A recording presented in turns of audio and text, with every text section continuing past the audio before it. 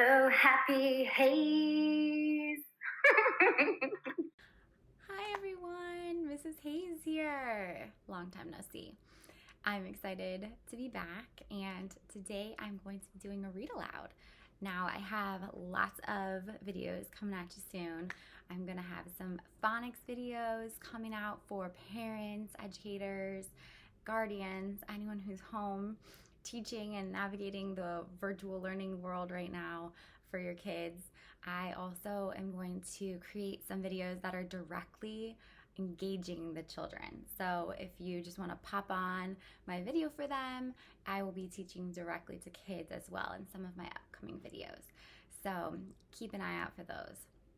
But today I wanted to share one of my most favorite books, and it's also my son's favorite book.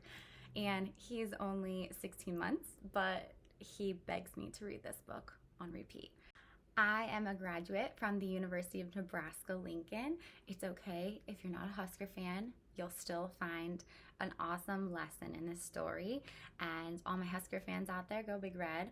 I know a lot of people are missing sports right now, so I thought this would be fitting. This is called The Legend of Lil Red. It's written by Paul W. Ree, and it's illustrated by Nathan Voss. So you can find this on huskerbooks.com. I highly recommend if you are a Husker fan and you know some little Husker fans that might enjoy it, go get you one. And I was lucky enough to have the author actually sign it and say, "Go Big Lil Red" in the front. And he dedicated it to my kindergarten class, which was so nice. In the state from the middle of the country so great, lived a charming young boy with a significant fate.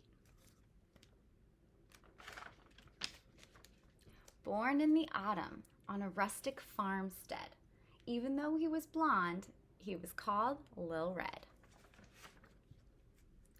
Every fall, as the leaves were hitting the ground, in 3-foot-high piles the child would bound.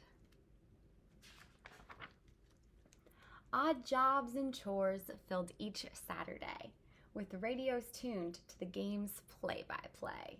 To the 20, to the 10, he's all the way home. Holy moly, man, woman, and child. Husker fans will remember that one.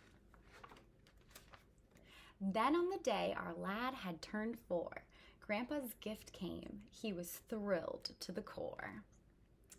Check it out. Some tickets. The tickets passed down through each generation for the team that's the pride of the Cornhusker Nation. As many of you know, the tickets are always passed down. So he's got his grandpa, and then his grandpa, goes all the way back to when the Cornhuskers were actually called the Bug Eaters. A wedding was scheduled for her best friend's son Lyle, so Graham's seat would be open, the one on the aisle. All through the week, the boy proudly said, "I'm going to Huskers," as Mom tucked him in bed. Each night he would dream of the game and the fun, and the day that his team would be number 1. Saturday morning, the sky a light blue, dressed in his outfit and a cap that were new. Lil Red and his grandpa headed down the dirt road, right next to the crops that the family had sowed.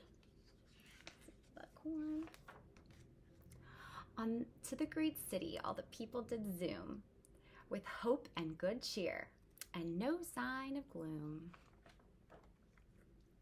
For this was a game in the stadium so grand that through the gates came the greatest fans in the land. Lil Red thought that surely this must be a dream as he gazed at the sea dressed in scarlet and cream, the sea of red. The stadium rang with the star-spangled banner, and then the game opened in an unlikely manner. Our foe was ranked high, and though coverage was tight, We couldn't stop passes on a near-perfect flight. The other team's lead had our fans all a Twitter. Each Husker fought hard because none was a quitter. Every fan in the stands let out a large gasp, certain the win was in the team's grasp. But this was real life. Not all ends in cheer. For try as we might, it just wasn't our year. Husker fans, you know how I feel. Sports fans, you know how I feel. Grandpa soon tried to hide from grandson the unpleasant fact that the other team won. Lil Red ate his hot dog and watched the fans leave. But Grandpa looked sad, so he tugged on his sleeve.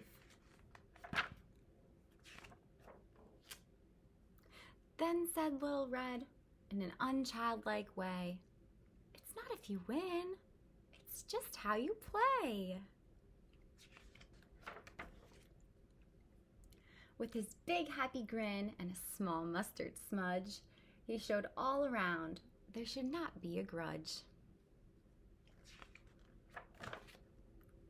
With Grandfather holding him up by his chest, Lil Red cheered the visitors for playing their best. As the victors approached, they were surprised to be lauded. Inspired by Lil Red, the fans shouted and applauded. "Good game," yelled the group, but no one was louder than the 4-year-old fan of whom we couldn't be prouder. And as you will see on Memorial Stadium, it says, "Not the victory, but the action. Not the goal, but the game. In the deed, the glory." And you know what? Lil Red, he knows what's up. He knows it's not about the winning. It's just about how you play, right? And if you lose, it's okay. It wasn't your day. Cheer for the other team. They played hard. They deserved it, right? So, all you Husker fans out there, go Big Red. I know we'll be crossing our fingers for the upcoming season, and I hope all of you other sports fans enjoyed the Legend of Lil Red. See you soon.